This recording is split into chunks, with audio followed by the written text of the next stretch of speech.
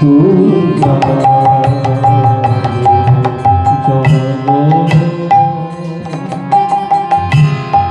তুমি জানো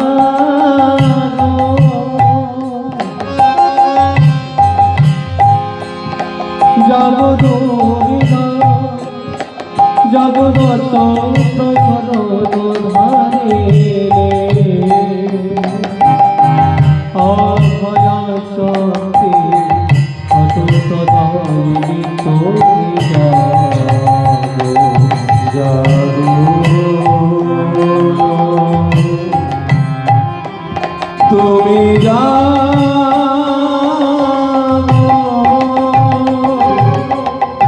সর্ব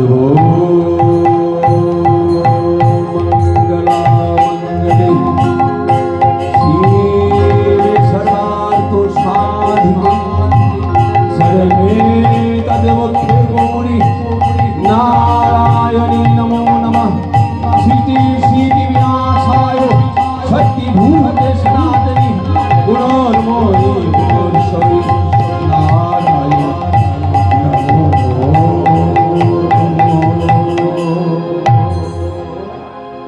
মা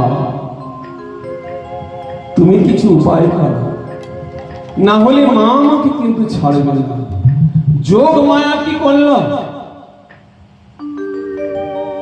নিদ্রাতে নিদ্রিত হয়ে গেল মা যশোমতী। যেই না মা যশোমতী ঘুমিয়ে গেছে, সেই ফাঁকা সুযোগে গোবিন্দ ওই রাধা রানীর মনোবাসনা পূর্ণ করার জন্যে আজকে চলে যাচ্ছে মায়ের কাছ থেকে। কিন্তু যেতে হবে কোন পথে বাবা? না সেই চন্দ্রাবলীর তার দিয়ে। কেন চন্দ্রাবলীকে প্রতিষ্ঠিত করেছে যে আমি তোমার কুঞ্জে ঋষি যাপন করব, যার জন্য চন্দ্রাবলী একটা কুঞ্জ সাজিয়ে বসে আছে। তাই গোবিন্দ আমার আজকে চলে যাচ্ছে। কেমন ভাবে চলে যাচ্ছে? নিতাই বলে রেন ঝন রন ঝন নপুর পায়ে রন ঝন রন ঝন নপুর পায়ে রেন ঝন রন রন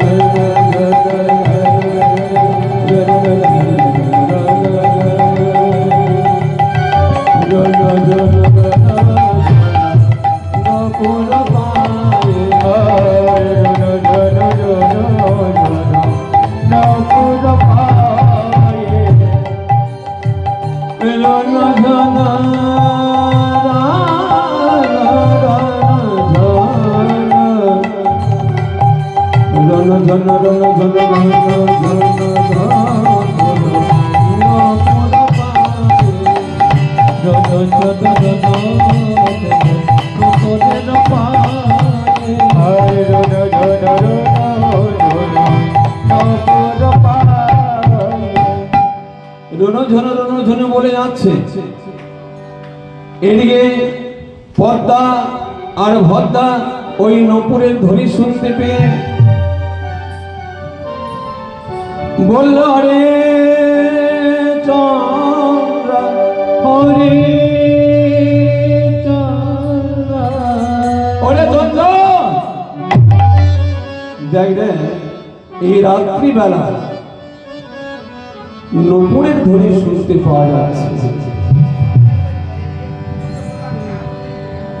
তা এত রাত্রে এটা গোবিন্দ ছাড়া আর কেউ হবে না।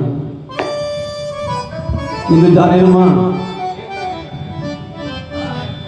শ্রীমতী রাধারানীর কুঞ্জে যাওয়ার কথা একটু লক্ষ্য করবেন। গোবিন্দ রাধারানীকে কথা দিয়েছে, রাধারানী ধূপ দ্বীপ জ্বালিয়ে বসে আছে। আর এমনি ভাবে বসে নেই বাবা, অনেকক্ষণ হয়ে গেল গোবিন্দের আশা কত চেয়ে বসে আছে। যখন গোবিন্দ এলো না, তখন মনের মধ্যে রাগ হলো, যেটা আমরা বলি মা। তা রাধারানী মান করে মানকুঞ্জে বসে আছে। তা গোবিন্দ কথা দিয়েছে রাধারানীর কুঞ্জে যাবে না, কিন্তু চন্দ্রাবলীর দ্বার দিয়ে আজকে পার হয়ে যাচ্ছে। তাহলে চন্দ্রাবলী কেমন ভক্ত ছিল একটু মনে রাখবেন। চন্দ্রাবলী কি করেছে বাবা, একটা চন্দন পিড়ি নিয়েছে, আর ওই চন্দন পিড়ি নিয়ে গোবিন্দের কথা মনে মনে করছে, আর ওই চন্দনটা ঘষছে। ঘষতে ঘষতে মাগো চন্দন কাষ্ঠ কখন শেষ হয়ে গেছে, কিন্তু চন্দ্রাবলী জানে না, জানে না। আচ্ছা মা, চন্দন কাষ্ঠ যদি শেষ হয়ে যায় তাহলে কি ঘষাবে? আঙুলটা ঘষছে, কিন্তু বুঝতে পারছে না মা। কেমন ভক্ত দেখো দেখো, চন্দন কাষ্ঠ শেষ হয়ে